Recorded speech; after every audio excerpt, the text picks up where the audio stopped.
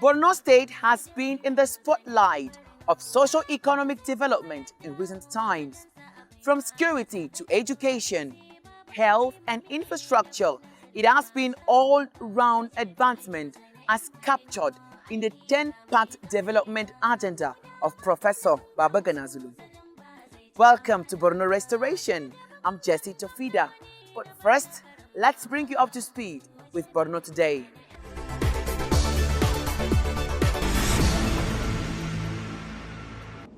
Seated here are members of the Northeast Youth Discussion Cycle. They are gathered to give kudos to the Northeast Development Commission for uplifting the living standards of people of the Northeast region. The group say NEDC has done well in areas of youth empowerment, education, improved access to quality healthcare and services, and resettlement of IDPs. Thank the management of Northeast Development Commission for what we have been doing to our zone. Today, Northeast region will compete with other zones. Today, Northeast region is well developed. Today, Northeast region, we are living peacefully. And today, we are part of the beneficiaries of President Muhammad Buhari. We want the federal government to continue to be giving them more support to make sure that all these other projects that they are planning to do and other activities that they are planning to do to not just let them achieve their own target. They call on President Muhammadu Buhari to extend tenure of the Managing Director of the Commission, Mohammed Goni Alkani, for continuity of the project.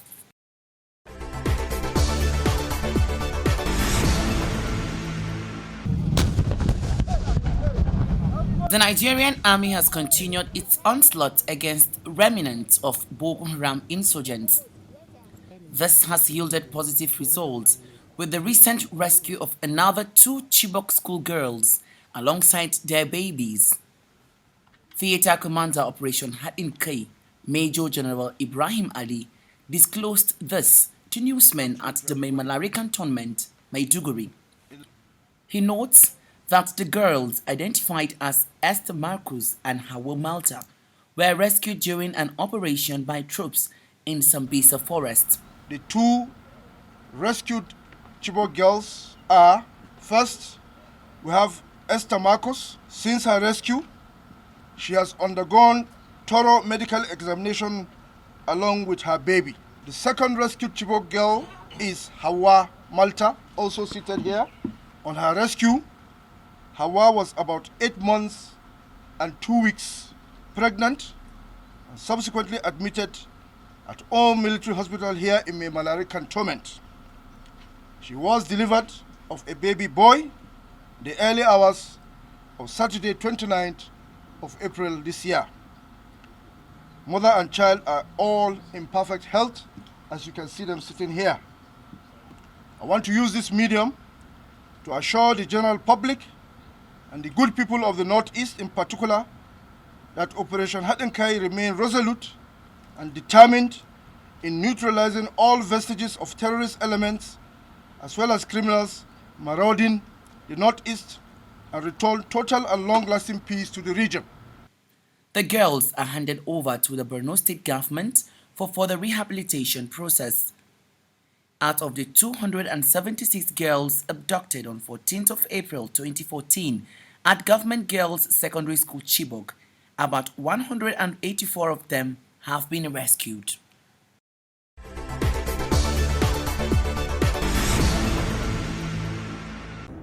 It's a protracted conflict resulting in widespread of displacement and food insecurity. This is Bama, about 72 kilometers away from Maiduguri, capital of Borno State. Thousands of IDPs are taking refuge here. Women and children are the most vulnerable. At this stabilization center, 80% of patients are malnourished children. Malnutrition is actually very severe in Burma because seeing the IPC classification, it is in grade 3 to 2, and at times it fluctuates because depending on the number of influx of individual we receive. from the surrendered AOGs or following the operation by Nigerian force in the deep field. The number of cases before in a month, we can admit something around 50 to 70 cases. Even during peak, the maximum we admit is 90. But in last year, the influx of people had led to stretching of the stabilization center and also the health facilities in the community. The United Nations Office for the Coordination of Humanitarian Affairs say it is working hard to bring succor to survivors of the 13-year conflict. There are overwhelming needs. There are more than 8 million people who need some form of humanitarian assistance.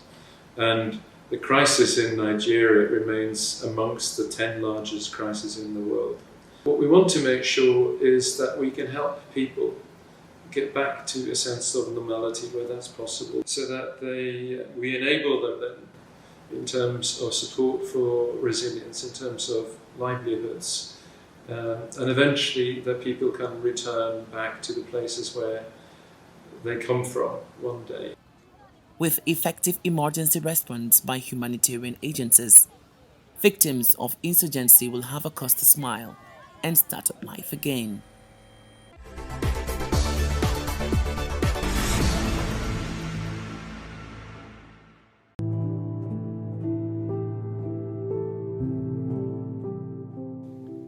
Borno is a state ridden by over a decade-long Boko Haram insurgency. It has been in the spotlight of developmental strides in recent times, ranging from security, health, education, infrastructure to human capacity building. The Northeast state has continued to demonstrate optimism and hope in the face of adversity. Under the leadership of Professor Governor Zulum, Borno is fast becoming a model of economic prosperity and a compass for other states in the Northeast to locate themselves on the map of development and progress. Despite its peculiar security situation, the government has remained steadfast in its developmental master plan. Water supply is a central part of its 10-pact agenda.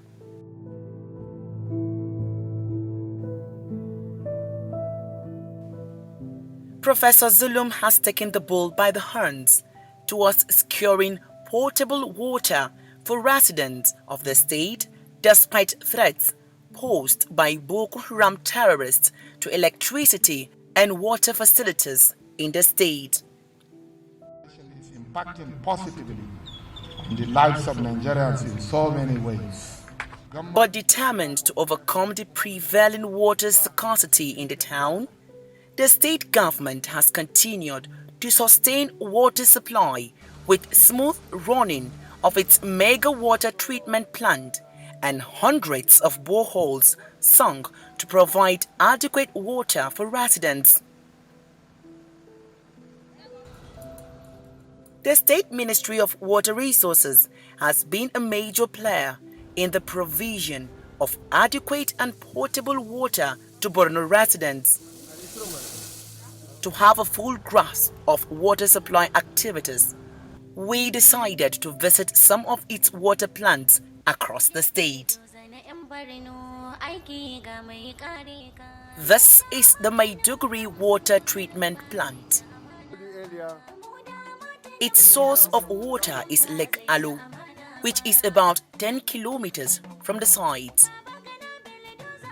This is one of the critical water plants serving Maiduguri and neighboring towns. Engineer Kefas Jedwa, the director of Water Treatment Plant, is our tour guide.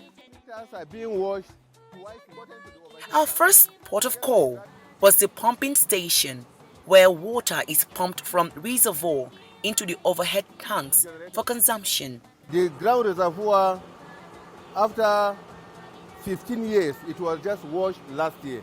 It was clean and it is in perfect working condition. So here now we have 6 pumps.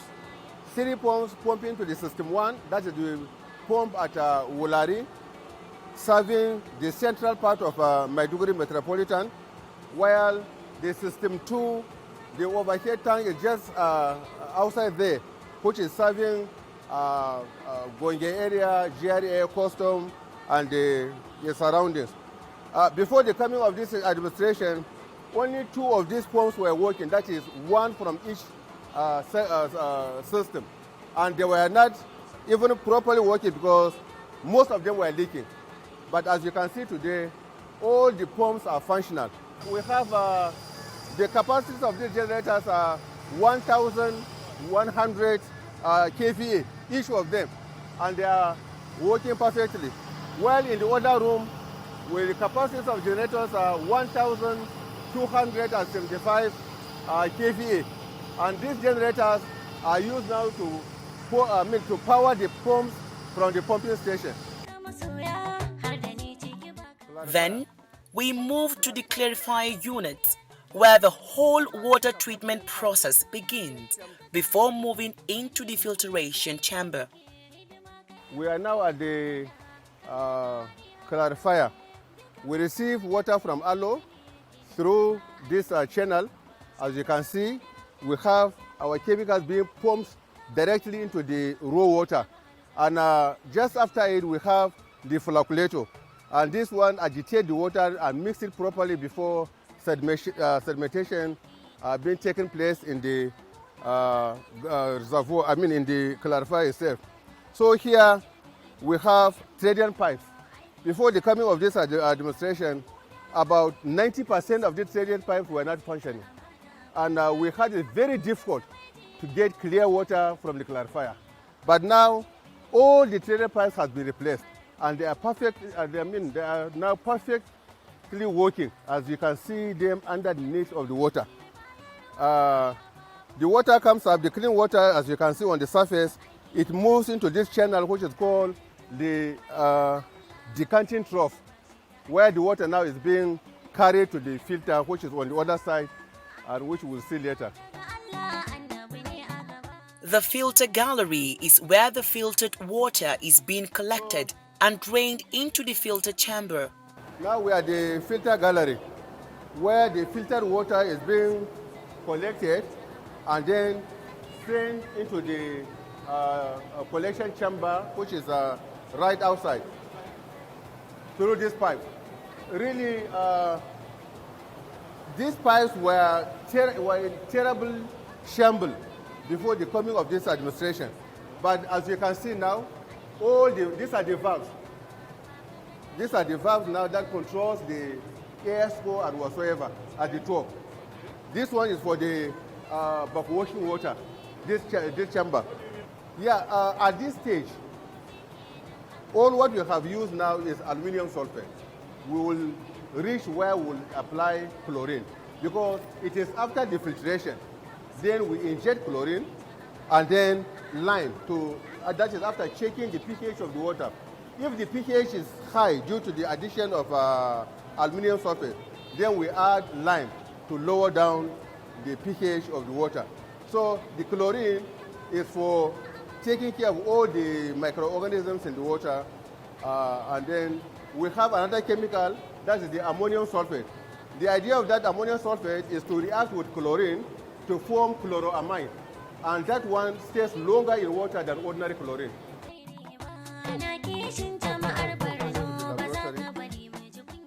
The Water Quality Control Laboratory is the final phase of the water treatment production before sending it to town for consumption. Here we test almost all the parameters on the water on a daily basis. Here, a comprehensive evaluation of water sample properties is done in accordance with the World Health Organization standard for potable water. Our tour of water supply activities in the state will be incomplete without visiting various locations within and outside Maiduguri metropolis, where residents are enjoying steady supply of potable water. Honestly, the state government has assisted us with provision of steady water supply. Since this borehole was constructed here, I have not been buying water.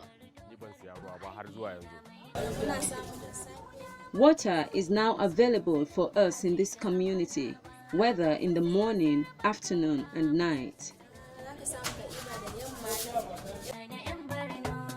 A replica of the Maiduguri water treatment plant is the Alamduri Water Works.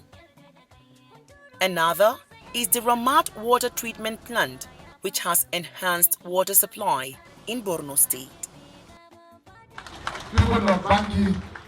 Since the advent of the Zulum administration, Borno State has been working tirelessly to provide potable water for residents, and there has never been any serious water crisis in the state in the last 2 years.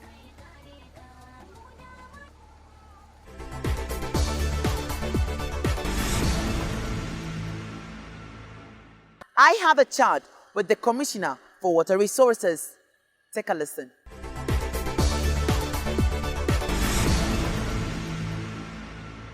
Welcome to Borno Restoration. Sir, the Borno State government, under the leadership of Professor Governor Zulum, has been investing massively in infrastructural development, and the provision of water supply is one of its major commitments. Kindly put us through some of the water projects in the state so far. Yes, for the past years, under the leadership of His Excellency Governor Zulum, we have achieved a lot in water sector. So some of the achievements that we had in the past 2 years, we categorized it into two achievements or two projects. Number one is the non-physical project and physical projects. Under the non-physical projects, we have something like a procurement of HGO, that's diesel, for the operation of all our facilities within the state capital, in which the ministry procures about almost more than 200,000 liters of diesel every month, of which is a very huge investment. Secondly, procurement of chemicals for treatment of our raw water in water treatment plant also is a huge investment by the state government.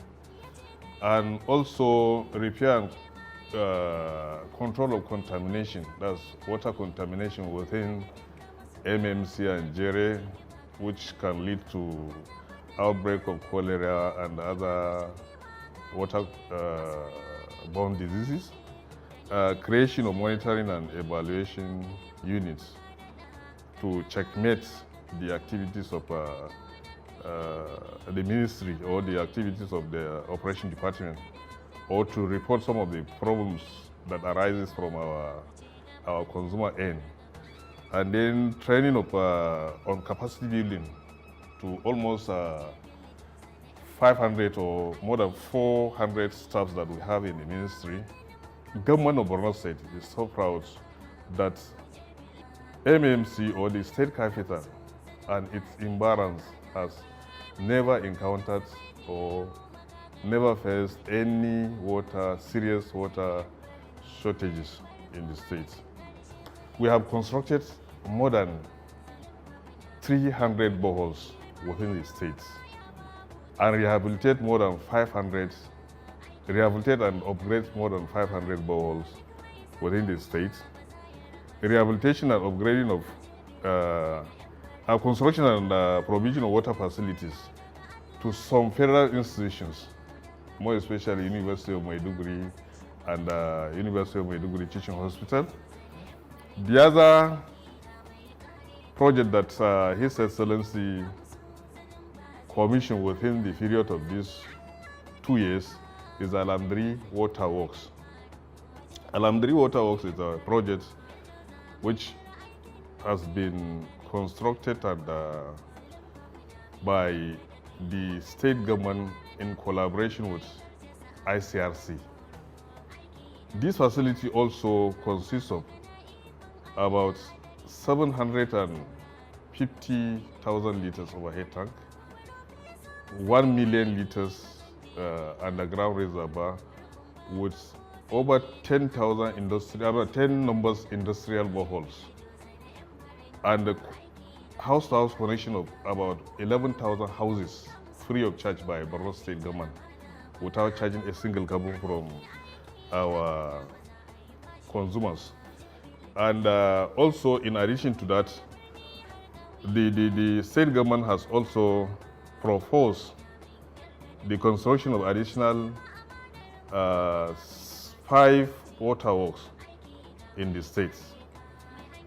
In Beni, we have one in Benichek, in Kaga local government, one in Azare in Hau local government, one in Kondega, Jere, and MMC. That's massive. Now, how can you describe the operational capacity of the Ministry of Water Resources in its delivery of potable water and then its management? Yes, the Ministry of Water Resources has water treatment plant in addition to Alamdri and Ramat Polytechnic Water Works, which produce nothing less than 60,000 cubic meter. It has over 200 operational boreholes within MMC and Jere.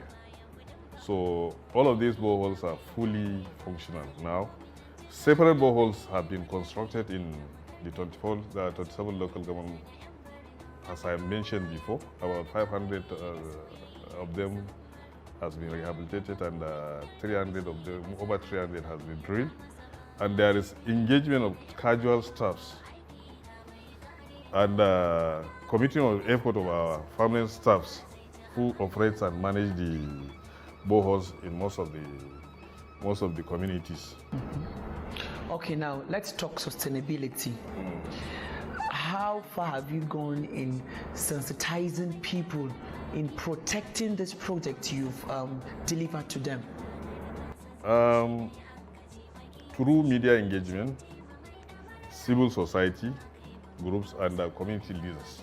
So we have a kind of WASHCOM, that's water, sanitation, hygiene committee, which comprises of the village heads, from the district heads up to the ward heads, and some community leaders, coordinated and by the ministry.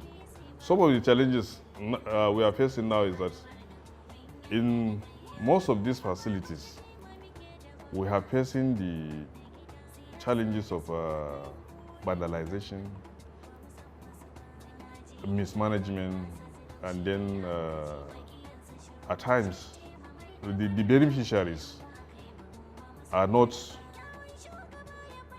up to the task to look after these properties. So I would like to call on people of Borno State that they should be mindful that these properties are not government properties. Maybe if something happens to this property, even before the ministry or the people, the attention of the ministry call upon on these facilities, it will take some days, and the same people that will suffer at the end of the day. So I will call on them to be mindful that let them consider these facilities as theirs. Okay. Now, the Ministry of Water Resources has done a lot so far. What do you expect from you in the coming years? All what we have achieved so far, we just consider it as a beginning. So maybe by the end of this tenure of His Excellency, 4 years tenure of His Excellency, maybe we will achieve more than what we have achieved so far. And then water problem in Borno State will be thing of the past.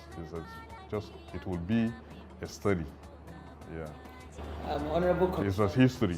It will be a history, yeah. Okay. Honorable Commissioner, Ministry of Water Resources, Engineer Tejani Al-Kadigoni, thank you for your time on Borno Restoration. Thank you so much.